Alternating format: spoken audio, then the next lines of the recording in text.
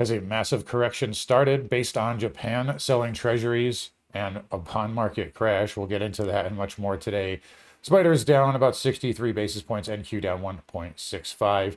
And there's great fear out there as we have came into basically the expiration period here, which now everybody knows is confirmed to cause massive crashes every time. Okay, so about the title here, we'll talk about that, but maybe we do pull back in here. We do have some seasonal flows start to give way. Some positive flows start to go away tomorrow. But I'm seeing this narrative right now that we have a confirmed top here in play. I just I just want to point out that we're still 1% above the 20-day moving average on the E-mini, so we can't really say that right now. But I'm seeing this post come around. And it's been like a copy and paste job here from a lot of accounts I haven't heard of, so that's always suspicious. But the narrative here is that Japan is aggressively dumping treasuries, and that's a fabrication. Just so you know, they have had some episodic reductions, but there's no evidence at all to suggest that they're dumping aggressively here. Firstly, secondly, ZB is up today, so that's another kind of funny little fact there. But you guys asked me to address treasuries yesterday. I talked about that, pretty much every day, but I did a shorter video. Okay, so I'll address it. 30-year yield is at the highest since 2007. We talked about this. Number one, it has zero bearing on Fed policy. That's for Scott Bessent to worry about. So we hear about this all the time, right? Highest since whenever. But, as my buddy Infra, I'm sure many of you know, it says, but what about this 2.4, 2.5 bid to cover last week, right? So what about the demand that we're seeing? What about the willingness that we're seeing from investors to actually pay this? Nobody's talking about that. Nobody talks about, this post I did a while ago. Every other bond yield except for Australia is going up, right? The U.S. Treasury is still the most pristine collateral you can possibly get. So I just want that to be kind of like, let's get that out of the way here as far as bond yields. Another thing too, TLT, it might be interesting here for a trade. You do have a pretty good RSI, divergence there. And I am starting to see some hysteria. So, it might be good for a bounce here. I'm still not quite convinced here. We have Jackson Hole next week. And again, it's not, the 30-year doesn't care about Fed policy, but, or I should say the Fed doesn't care about 30-year. But these things do tend to line up and make turns around that time. But as far as the daily chart here is concerned, let's go back over to the E-mini. I think we'll probably see, something to the effect of, like just going into tomorrow, we are hourly stretched a little bit. So we'll probably have a headline tomorrow morning and we'll gap up on that. You can see we're stretched there. We'll probably fade though. I would imagine that this comes back in.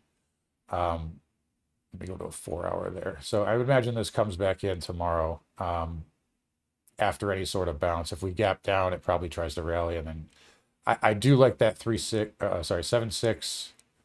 My chart keeps messing up on me here, but that 7.695 area, that was your previous all-time high in the ES. So I don't know, we'll see if we get a bid here off of that. And then I think, if we do roll over Wednesday, which again, I think we'll see some continued weakness. I don't think you want to chase that into Thursday. And if you want to know a more detailed analysis as to why I think that, that's at carnivoretrades.com. Red members have that information. But yeah, right now, a gap in pin. We're at 7,700, right, on SPX. We got about 9 minutes to the close. I talked about this. I said, watch for this thing to chop in the morning video, which again, we go live every morning at 8:45 a.m. on Carnivore Trades. That link is in the pinned comment as well. And in the short video, which I do mostly every day, even though YouTube has killed it, I said watch for kind of a broadening structure. And we kind of got that too. So really quiet. All the work was done in the overnight. I'd imagine we'll try, like I said, we'll probably try to see a gap up tomorrow. It might fade. If we gap down, we'll probably try to rally first, and then I think that will fade. But I'll say this, bottom line, here's your where you can start saying we actually have a correction in place. If we get the weekly close below 7,600, then I would be concerned, right? But right now, this is still just, you had a mini failed breakout. That's fair. But Can we get below the 20 moving average first before we start throwing ourselves off of a cliff? And even the Qs here, it's still above all the moving averages right now. And we'll see if this tries to bid tomorrow. I actually think, ironically, we're just gonna get rid of the lines here to clean it up. But I actually kind of like the Qs here from a structural standpoint a little bit better. I know that sounds like it shouldn't make sense, but I like these higher lows that you have there versus if you look at SPX, we kind of took that out. So it almost looks to me like the Qs that kind of have a better structure here to get a bounce into maybe the end of the week, which it is OPEX week too, and want to be careful here, getting too bearish on an OPEX week. A lot of the time with these, they sell these things into expiration, it comes back up into the end of the week. But there is plenty of macro concern out there. Obviously, oil, continuing. It had a kind of a flattish day with new contract there, so we'll worry about that tomorrow and see kind of how that shakes out. A lot of rolling and stuff like that going on, but it did back off at 85. Obviously, bond yields are a concern, but I don't think it's the concern that people have is the wrong one. We should be looking at the 2s and the 3-month, and right now, and even the 1-month here, there's no deviation from where effective Fed funds is really. So as far as this long as is concerned here, fiscal dominance can just continue. And I don't think that Uncle Scott and Don are gonna let this thing fall into November, but we'll see. Maybe they will. Right now, gold and silver backed off as well. I do like, we are into the 400 handle on GLD. I like it a little bit lower. There's a level I like that I'll talk about maybe tomorrow. Members already know this one.